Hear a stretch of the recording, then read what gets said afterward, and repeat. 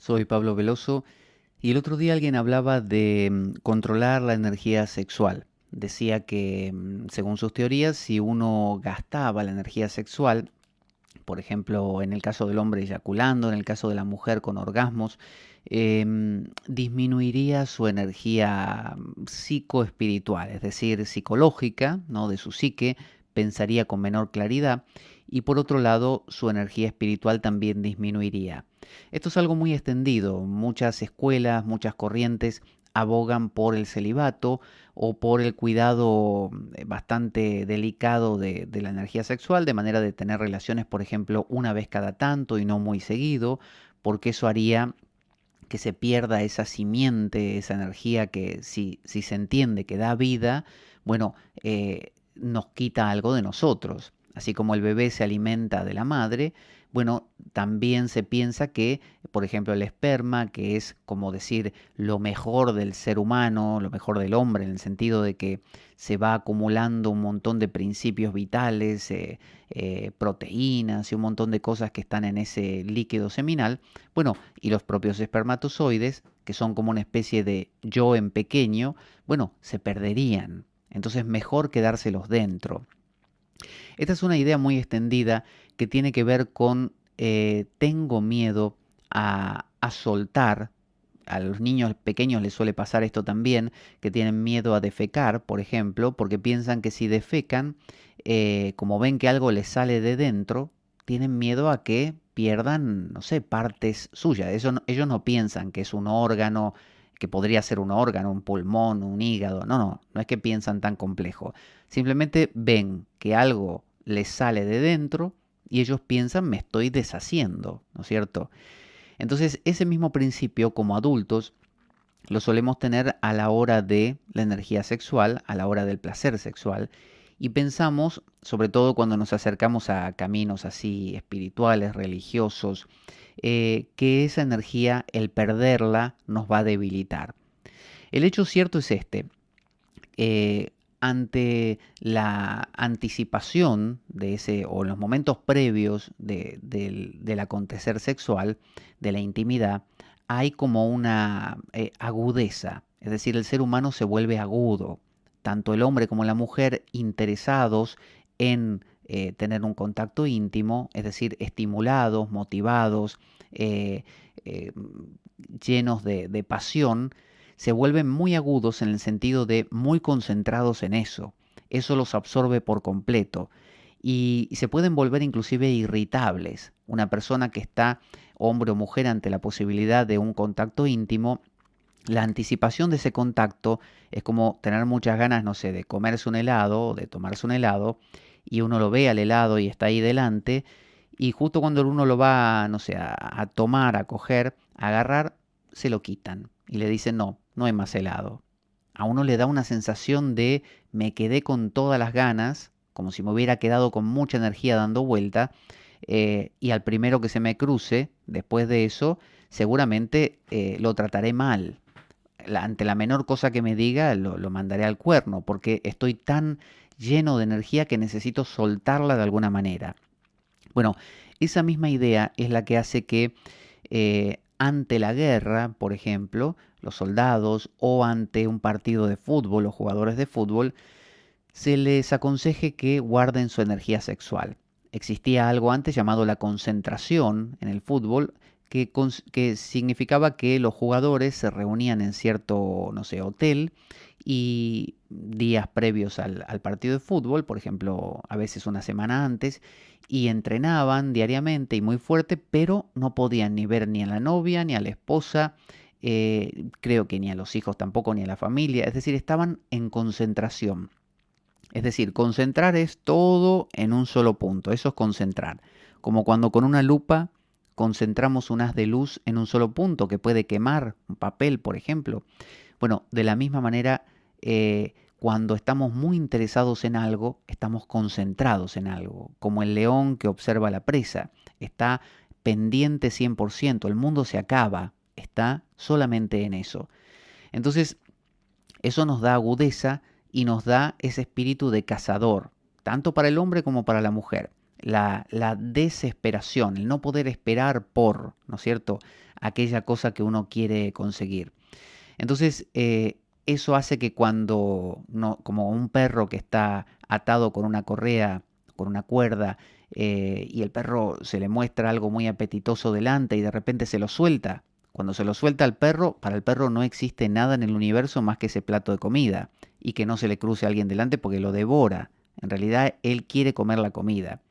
Y si le quitaran la comida en ese momento, se sentiría terriblemente mal y estaría irritable. Irritable con cualquiera que se le cruce ahí y podría morderlo. Entonces, esto es aprovechado, el sentimiento de privación del objeto de placer, que sería la esposa, los hijos, o la familia, para el jugador de fútbol o para el soldado.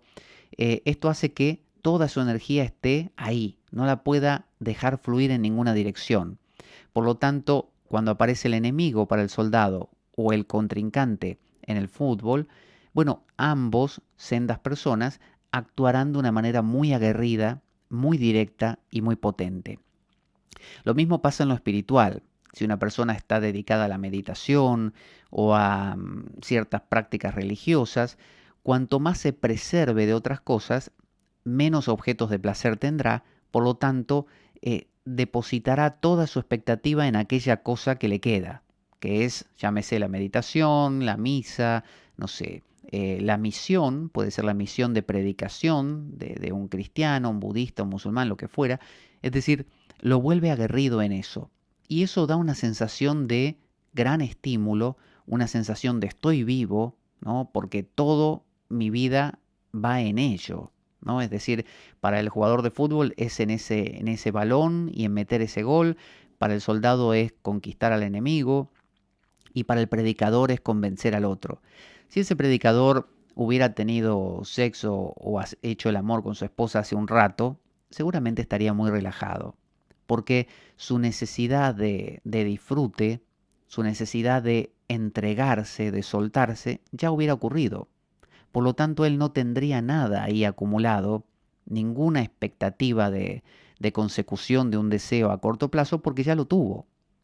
Entonces, la sexualidad, como el comer, si yo ahora tengo hambre y como algo, estoy contento, estoy satisfecho y me relajo. Pero si yo tengo hambre y me privo y digo no voy a comer, no voy a comer, y tengo sed y digo no voy a beber, estoy como loco, como loco. Y digo no voy a comer esa comida, pero voy a comer una que me van a traer dentro de un rato, que no es en nada apetitosa, pero es la única que voy a poder comer. Bueno, cuando me la traigan va a ser la cosa que me importe más en el universo, porque estoy desesperado, porque no pude comer otras cositas, estoy solo con esa. Entonces, por eso se traslada esto al camino espiritual y se dice que si uno quiere realmente atravesar ciertas paredes, necesita una fuerza que no la tiene cuando se diluyen otras cosas. Esto hasta un punto es muy cierto porque para que uno pueda a veces atravesar ciertos muros interiores, necesita aplicarse. Si yo gasto mi energía en otras cosas, me voy a relajar y ya no me va a interesar. A veces hace falta la obsesión, obsesionarse con algo, como decía William Blake, el camino del exceso conduce al palacio de la sabiduría. A veces necesito negar todo lo demás, quedarme así como nervioso por conseguir esa sola cosa y apostar todo a ello para que se produzca realmente una ruptura. Decía, por ejemplo, Alan Watts que los hindúes viven más relajados porque dicen, bueno, si en esta vida no fue, será en la siguiente, no pasa nada. Pero los cristianos no, los cristianos dicen, me la juego toda esta vida. Si en esta vida no fui bueno, voy al infierno para siempre.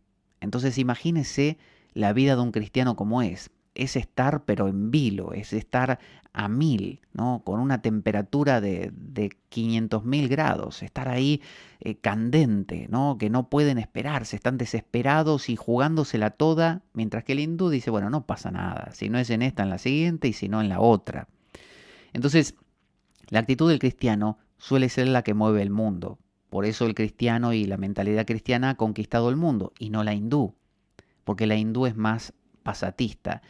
Entonces quizá tendríamos que aprender a por empezar a vivir en un medio, ¿no? Ni siquiera caer en un pasatismo eterno o de dejarse fluir en exceso en todas direcciones, lo que se llama divertirse, vertirse en distintos recipientes, pero tampoco concentrarnos en exceso en una sola cosa y apostar todo a esa sola cosa, porque eso también es bastante desgastante. Sino buscar un medio, pero saber, como si fueran medicinas o herramientas ocasionales, saber, como dicen, ayunar, saber privarme de otras cosas cuando necesito ser punzante y digo, este muro no lo puedo atravesar, tengo que concentrarme, como cuando se dice, el reino de los cielos se arrebata con violencia. En el Apocalipsis se dice, a los tibios los escupo, porque yo acepto a los calientes y a los fríos, pero no a los tibios.